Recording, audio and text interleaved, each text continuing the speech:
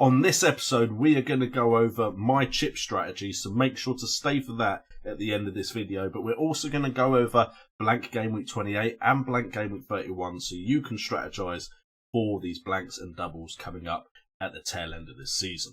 But before we get into this video, a quick mention of the sponsors of this video, OneFootball.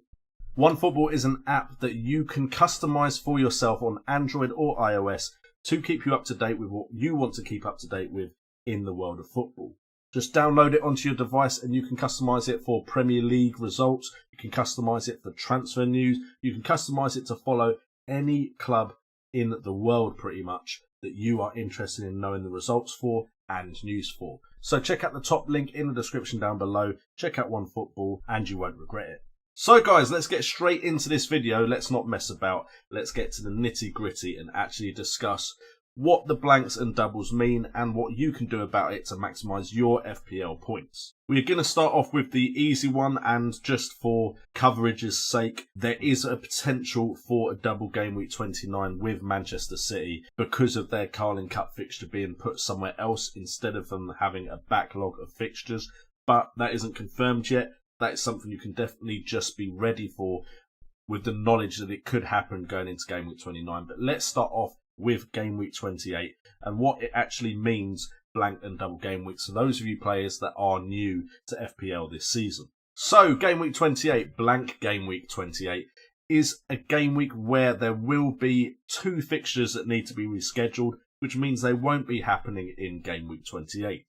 What that means for us FPL players is a blank game week is when a fixture that was scheduled to be in the game week has to be rescheduled to another game week due to a fixture clash with another competition, or sometimes due to postponements, for example, due to weather.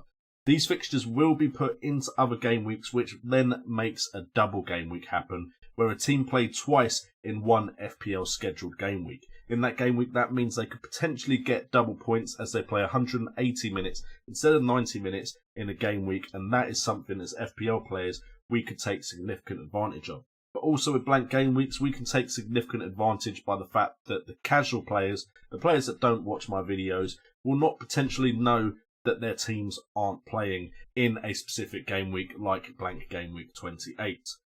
It will also help you rise the ranks against all the dead teams, which are teams that basically players created at the beginning of the game and they've lost interest in FPL, so they are no longer changing their teams, and they could, for instance, have two Man City players and one Arsenal player in their starting 11, and they don't take them out of that starting 11, and potentially with a weak bench don't get many points. So blank game week 28 is a game week we need to be aware of, but it isn't going to be that significant an impact on your FPL sides, because if you're like me, I have one Man City player and I have no Arsenal players. I have one Aston Villa player and I have one Sheffield United player. That's 3 bench spots, so with one transfer I could still have a starting 11 with one playing substitute and of course the substitute goalkeeper, unless your substitute goalkeeper plays for one of those 4 sides. But it's important to know so you pick the right starting 11, and potentially it's a week where you could take a punt on a player that is just going to come in for one game week. However, because of game week 29, I would suggest if you can go into that with 2 transfers, that might be the best strategy just in case Man City do get a double game week. So we now move on to blank game week 31, which is a much more significant and impactful game week for the FPL season. And if you are enjoying this video so far, please do consider subscribing to the channel and hitting that like button if this video is of help to you, or if you just generally enjoy my content and you haven't yet subscribed. So blank game week 31 is a game week where there are a lot of potential fixtures that could blank. At the moment, fixtures that can't blank are Wolves versus Bournemouth and of course Burnley versus Watford. These games cannot blank in game week 31 unless of course there is a postponement due to weather conditions or any other reason. 8 games could possibly blank in game week 31, and the cup games that affect these start on Monday the 2nd of March and carry on until Thursday the 5th of March.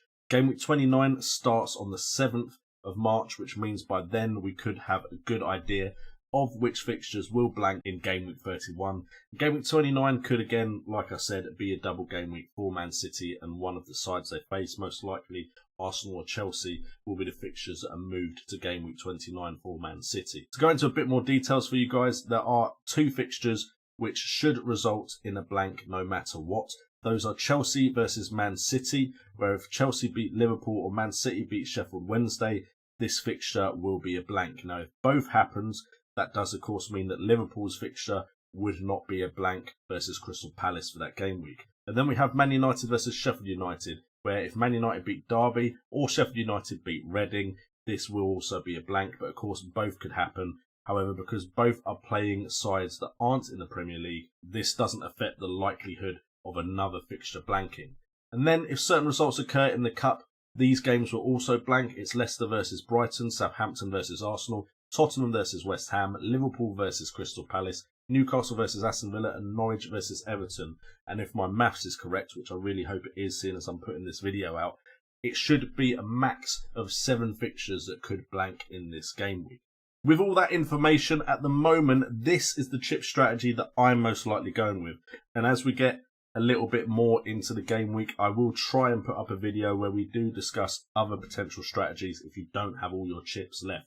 However, I do have all my chips left for a difficult fixture list like this, and my chip strategy is going to be based on the fact that there will definitely be a blank game week 28, potential for a double game week 29, a blank game week in 31, a double game week in potentially 34 and 37. Those are the most likely game weeks to have doubles, and there could of course be double game weeks in other areas.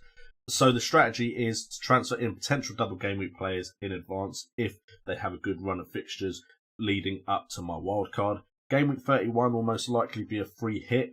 If it's a big blank game week, then the free hit seems like the best strategy for game week 31.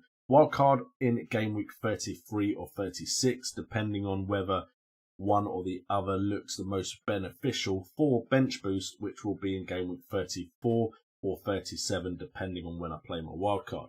And then, of course, a triple captainship will be played in game week 34 or 37. That isn't the one that I wildcard before, hoping to triple captain a player with 2 games that could get a big amount of points returned. So guys, hopefully that has helped you with the blanks and double game weeks that are just around the corner, and also has let you know what my chip strategy is. If you have enjoyed this video, please do hit that like button and subscribe and hit that notification bell, of course, as well as checking out the sponsors of this video, OneFootball. Let me know in the comments down below what strategies you guys are planning to use, and I will try to reply to as many comments as possible. I've been JNO, this has been FPL Today, and remember, it's all about the game.